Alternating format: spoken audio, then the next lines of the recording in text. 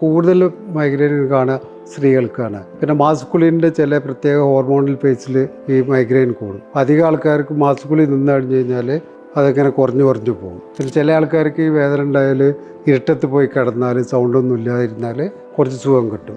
നല്ല വെളിച്ചം ഉണ്ടായാൽ ചില ആൾക്കാർക്ക് ഇത് കൂടും.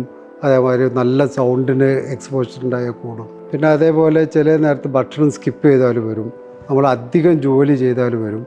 തീരെ ചെയ്യാതെ ഉറക്കം കുറഞ്ഞാലും വരും, ഒരുപാട് ഉറങ്ങിയാലും വരും.